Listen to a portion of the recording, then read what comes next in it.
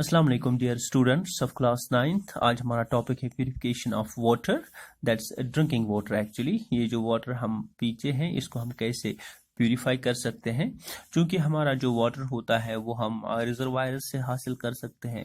ये रिजर्वायर हमारा रिवर भी हो सकता है, ये हमारा लेक भी हो सकता है। वाटर हम रिवर से भी लेक से भी हासिल करते हैं, लेकिन जो वाटर हम वहाँ पे हासिल करते हैं उसमें बहुत सारी चीज़ें डिजॉल्व होती हैं, जैसे सस्पेंडेड सॉलिड होता है, हमारा कोलाइडल क्ले पार्टिकल्स होता है, या हार्मफुल बैक्टीरिया होता है, सैंड होता है, छोटे छोटे ग्रेवल्स होते हैं। वो सब मिला के इस वाटर में मिक्स होते हैं। तभी हमने यहाँ पे लिखा the river and the lake water contains a number of dissolved and the suspended solids colloidal clay particles और द हार्मफुल बैक्टीरिया।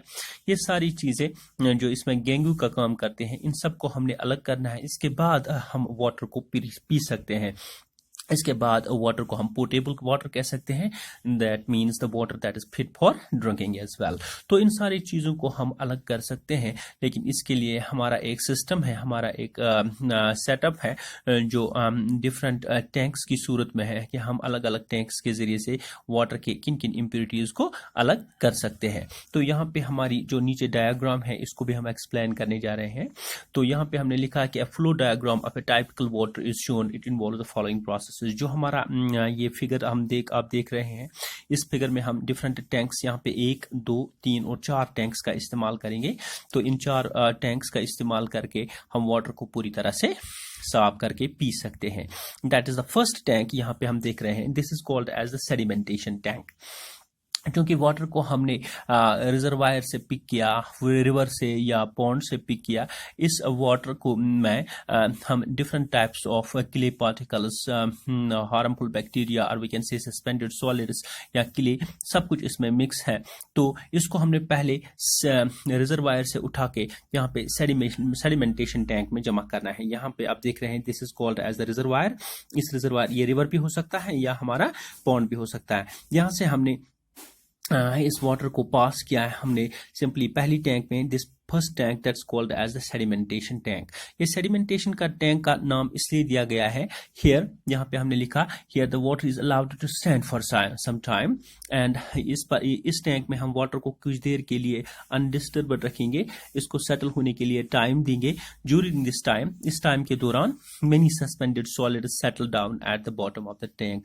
जिनकी डेंसिटी, जिन पार्टिकल्स की डेंसिटी ज्यादा होगी वो इस टैंक में सेटल होना शुरू होंगे at the bottom of the tank. यहाँ पे आप देख रहे हैं कि यहाँ पे छोटे छोटे जो पार्टिकल्स हैं वाटर के, वो सेटल होना शुरू होंगे at the bottom of the tank. So these are called as the suspended impurities. Suspended impurities जो है वो सेटल होना शुरू हो जाएंगे क्योंकि इनकी डेंसिटी ज्यादा होगी। सो सेडिमेंटेशन टैंक में हमारी चंद सेडिमेंट्स जो होंगी, चाहे ग्रेवल होंगे, चाहे छोटे छोटे ज़रात होंगे या क्ले के पार्टिकल्स जो होंगे, जिनकी डेंसिटी ज्यादा होगी वो सेटल होंगे at the bottom of the tank. So this is the first phase that's known as the sedimentation tank. This only makes the sediments to settle at the bottom. So इसके बाद हमारा दूसरा tank आएगा। दूसरे tank का इस्तेमाल हम करेंगे जिसको हम लोडिंग टैंक के नाम से जानते हैं। So what about the loading tank? यहाँ पे हम देख रहे हैं, this is called as the loading tank. अब लोडिंग टैंक में क्या करना है, क्योंकि हमने देखा अभी कि सेडिमेंटेशन टैंक में जिन पार्टिकल्स की डेंसिटी ज्यादा होगी वही इस सेडिमेंटेशन टैंक के बॉटम पर सेटल होना शुरू हो जाएंगे, लेकिन जिन पार्टिकल्स की डेंसिटी ज्यादा नहीं होगी वो कंटिन्यूसली सेटल होने में टाइम लगेगा उनको, या वो सेटल नहीं होंगे, वो कंटिन्यूसली फ्लो करेंगे इस सेडिमेंटेशन टैंक में। तो इसके लिए हमने दूसरी टैंक का इस्तेमाल किया, that's called as a loading tank.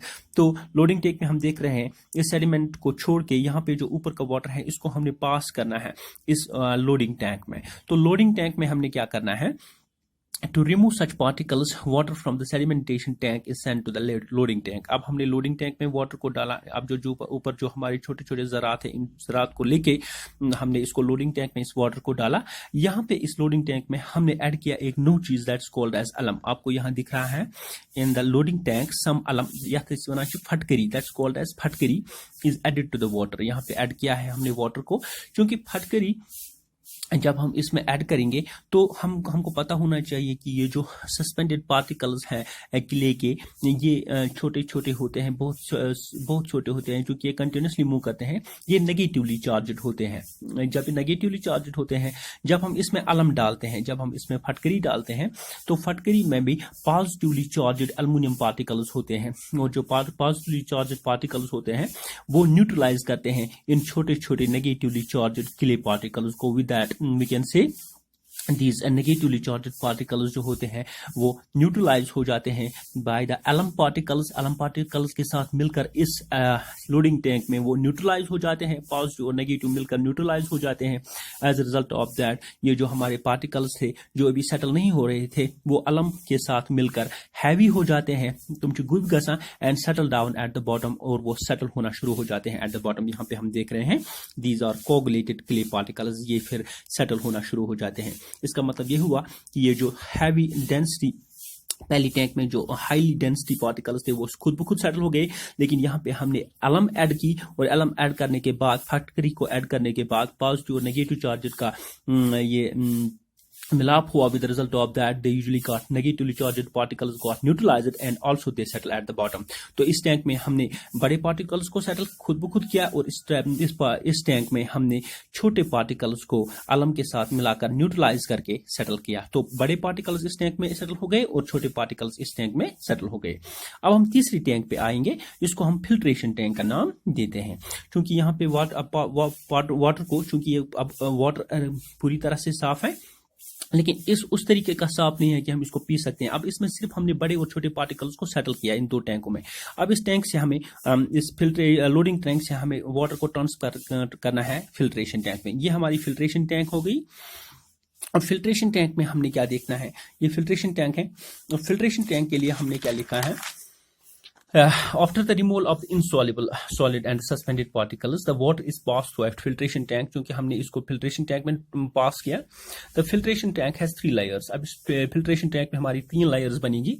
At the bottom of the tank is placed a coarse gravel। जो सबसे निचली वाली सतह है फिल्ट्रेशन टैंक में, वहां पर ग्रेवल्स होंगे, वहां पे बड़े बड़े पार्टिकल होंगे, दैट्स कोर्स ग्रेवल। इसके नीचे में अब it's placed the fine gravel. इसके ऊपर हमारा एक और ग्रेवल का टाइप होगा जिसको हम फाइन ग्रेवल कहेंगे। And on the top of the gravel is placed a thick layer of the fine sand. और ऊपरी वाली सतह पर हमारी सैंड होगी। तो यहाँ पे हम देख रहे हैं कि ये जो फिल्ट्रेशन टैंक में है, इसमें हमारी 3 लेयर्स हैं। नीचे सबसे पहले हमारा आएगा फाइन ग्रेवल। इसके अलावा जब ऊपर हम जब जो सबसे निचली वाली सतह है इस फिल्ट्रेशन टैंक में, उसमें हमारा कोर्स ग्रेवल आएगा, दूसरी सतह पे हमारा फाइन ग्रेवल आएगा, और ऊपर वाली सतह पे हमारी जो सबसे ऊपर वाली सतह है इस पर हमारा तीसरा point that's called as fine sand आ जाएगा। तो ये तीनों लेयर्स मिलेंगे हमें फिल्ट्रेशन टैंक में। So these layers of the sand and gravel will act as filters. क्योंकि ये तीनों लेयर्स, चाहे ग्रेवल, कोर्स ग्रेवल हो, फाइन ग्रेवल हो या फाइन सैंड हो, ये हमें फिल्टर्स का काम करेगी। तो that will act as filters, क्योंकि सैंड फिल्ट्रेशन का काम भी करती हैं। The impure water is introduced at the bottom, and as the water rises above, all the dissolved particles present in the water are retained, and the pure water leaves the tank at the bottom। क्योंकि हम यहाँ पे देख रहे हैं कि ये filtration का काम करेगी, और जो ऊपर वाला वाटर है इसको हम सिंपली अब पास करेंगे नेक्स्ट टैंक में, that's called as the chlorination tank. This is the last tank that's called as the chlorination tank. इसमें हम ब्लीचिंग पाउडर को ऐड करेंगे, क्लोरीन को ऐड करेंगे, that will simply kill the germs. यह है यहाँ पे जर्म्स का काम किल करने का काम करेगी चौथी टैंक में। तो तीसरी टैंक में हमने देखा कि as water is introduced at the this 3 layers of जो सैंड हमने अभी पढ़ी वो फिल्ट्रेशन का काम करेगी, और जो impure water is introduced at the bottom of the at the bottom। जो हमारा impure water है वो बॉटम से नीचे इसमें ऐड हो जाएगा। यहाँ पे आप देख रहे हैं कि जो हमारा वाटर ये यहाँ से चलता ही जाएगा, ये यहाँ बॉटम से ऐड होता जाएगा। And as a result of that हम देख रहे हैं जो वाटर की सतह है वो ऊपर चढ़ती जाएगी। जैसे हम नीचे से वाटर इसमें डालेंगे फिल्ट्रेशन टैंक में, तो इसकी सतह ऊपर आ जाएगी। And all the dissolved impurities present in the water are retained. जो डिजॉल्व्ड पार्टिकल्स हैं वो नीचे रह जाएगी, जो पूरी तरह से जिनकी सेटलमेंट हो गई होगी। And pure water leaves the tank eight the top, और प्योर वाटर ऊपर से नीचे आएगा। इसका मतलब ये हुआ कि यहाँ से हमारा इम्प्योर वाटर यहाँ से जो आएगा इस लोडिंग टैंक से वो नीचे यहाँ फिल्ट्रेशन टैंक में जमा होगा, तो वाटर की सतह ऊपर जाएगी, लेकिन ऊपर जो वाटर की सतह होगी वो प्योर होगी। वो प्योर वाटर यहाँ से ऊपर वाली सतह से यहाँ से ऐड होके यहाँ से जाएगा और सिंपली क्लोरिनेटेड टैंक में सीधा चला जाएगा। तो यहाँ से वाटर ऐड होगा और यहाँ से वाटर लीव होगा, लेकिन ये जब वहाँ से वाटर ऐड होगा वो पूरी तरह से साफ नहीं होगा, लेकिन यहाँ से जो वाटर लीव करेगा वो पूरी तरह से साफ होगा। इसमें सिर्फ बैक्टीरिया का अमल दखल है आखिरी टैंक में, तो आखिरी टैंक में हम इसको क्लोरिनेशन का नाम देंगे। That's called as the chlorination tank. What we do in the chlorination tank, यहाँ पे हमने देखा the water obtained from the filtration tank is introduced in the chlorination tank where it is treated with the bleaching powder और some other germicides. क्योंकि chlorination tank हमारी आखिरी tank है, इसमें हमने अब सारे गैंग्यूज को हमने निकाल बाहर किया। अब इसमें एक ही चीज जो हमारी आंखों के सामने दिखाई नहीं देती है उसको हम बोलते हैं बैक्टीरिया, और we can say different types of germs. इनको हमने ब्लीचिंग पाउडर यहाँ पे ऐड करनी है, या अदर जर्मिसाइड्स को ऐड करना है, या ओजोन को ऐड करना है टू किल बैक्टीरिया। इससे हमारे बैक्टीरिया ऐड हो जाए मर जाएंगे, सॉरी, जब बैक्टीरिया पूरी तरह से किल हो जाएंगे। So this water is purely treated. जब ये वाटर अब पूरी तरह से चारों टैंकों से पास होके, पूरी तरह से क्लोरिनेटेड टैंक से भी पास होके, चौथी टैंक से भी पास होके पूरी तरह से ये ट्रीटेड, फुली ट्रीटमेंट इसकी हो गई, and now this water is available for drinking. So इसको हम फिर सप्लाई करते हैं for our homes for drinking purposes. तो हमने यहाँ पे लिखा, so the water obtained from the treatment free from all types of impurities. हर किस्म की इम्प्योरिटी से साफ हो जाएगा। लास्ट पर ये बैक्टीरिया से साफ हो गया, and bacteria and supplies now to homes for the drinking purposes as well. तो फिगर के हवाले से हम आपको ये बताएं कि हमने वाटर को रिजर्वायर से लेके इस सेडिमेंटेशन टैंक में ऐड किया। यहाँ पे हैवी पार्टिकल सेटल हो गए because of excessive densities.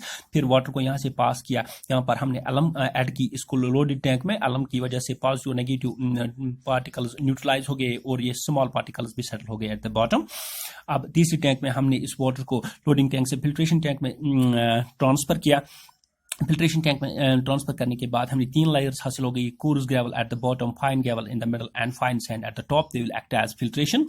Now the water is adding here, and in the water rises, and it simply leaves this filtration tank and it's added to the last tank that's called as a chlorination tank. chlorination tank में हमने bleaching powder या other ozone add किया, या simply हमने other germicides add की, so that we can kill the bacteria, and water is available now after full treatment for the proper drinking. Now it's called as the potable water. So dear students, this is how we can make the water good for our drinking purposes, how we can treat water. Thank you.